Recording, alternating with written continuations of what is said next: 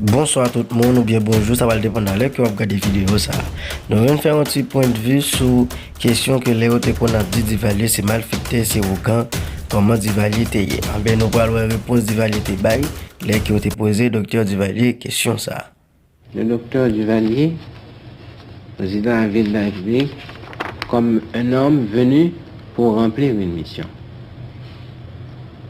Et cette mission, vous la remplissez? Et cette mission, je la remplis. Et je la remplirai jusqu'au bout. Je constate que vous êtes en parfaite santé, alors que depuis plusieurs mois, des bruits alarmants et alarmistes circulent non seulement à Port-au-Prince, mais je crois un peu partout dans le monde.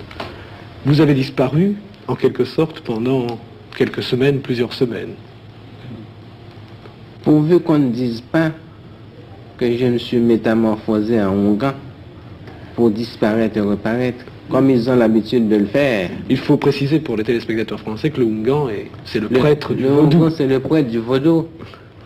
Ce n'est pas pour la première fois qu'ils inventent des rumeurs. Tantôt, il est mort. Tantôt, il est dans une morgue. Tantôt, il a disparu. Tantôt, il est impotent. Tantôt, il est incapable de conduire à bien sa mission. Alors un homme est chef d'État, il n'a pas le droit de se retirer un moment pour lire. Je suis surtout un journaliste, un écrivain, j'aime mes livres, d'abord ce sont mes meilleurs compagnons. Et le chef d'État qui ne lit pas ne peut pas arriver à connaître son peuple, à connaître son pays, sa mentalité.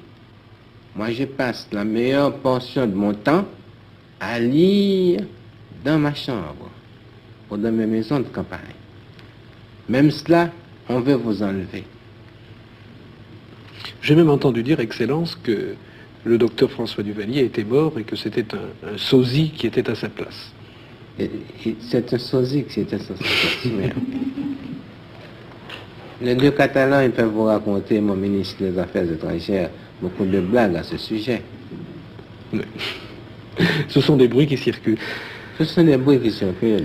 Mais pourquoi y a-t-il ces bruits? Enfin, ça, j'avoue que je ne comprends pas. C'est dans la mentalité haïtienne? Non, pour préparer, c'est une manœuvre politique. Ça vient de l'extérieur. Les éternels assoiffés de pouvoir. Avez-vous rencontré, Monsieur le Président, avide des difficultés pour faire admettre vos conceptions?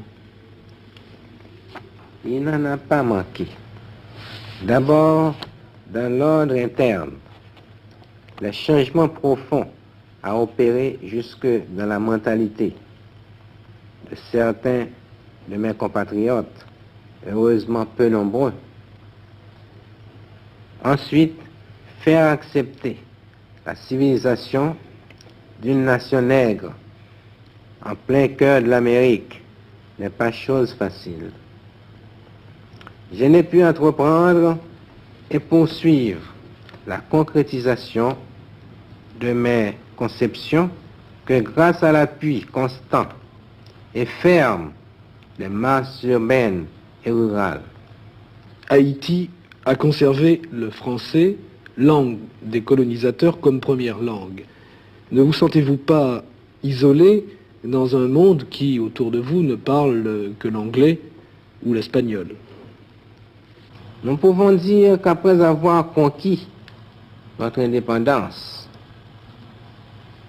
et juré de vivre à jamais séparés de la France, nous avons pourtant considéré la langue française comme un trophée supplémentaire dans notre butin de victoire. Une prise de guerre.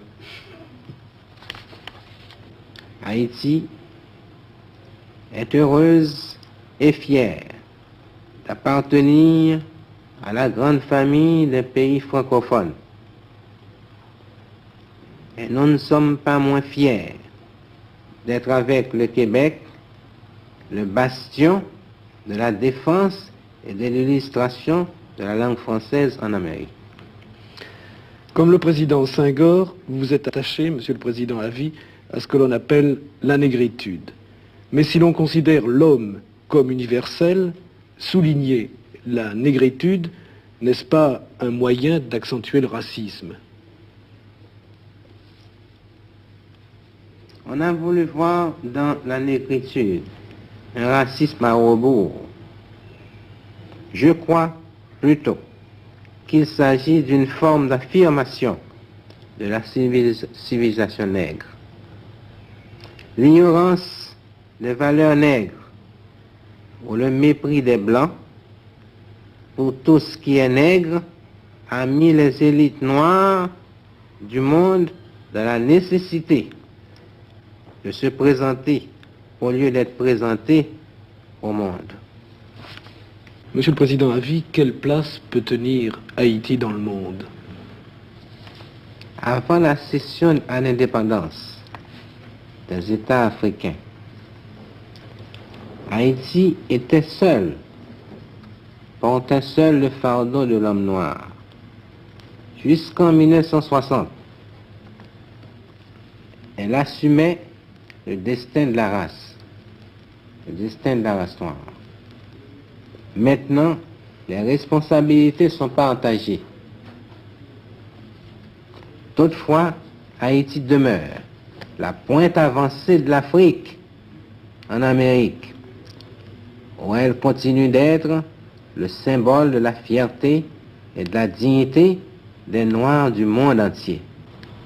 Enfin, Monsieur le Président, il faudrait simplement vous demander si vous êtes un homme heureux.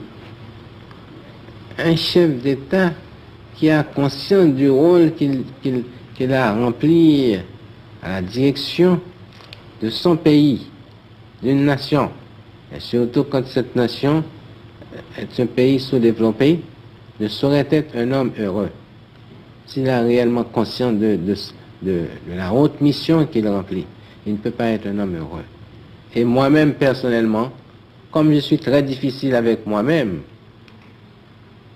puisque étant même comme écrivain, je suis difficile avec moi-même, j'ai l'habitude de passer 3 semaines sur une phrase. Je ne suis pas satisfait de la facture de la phrase française. Et de même, j'ai transposé dans le domaine politique cette manie de n'être jamais satisfait avec moi-même.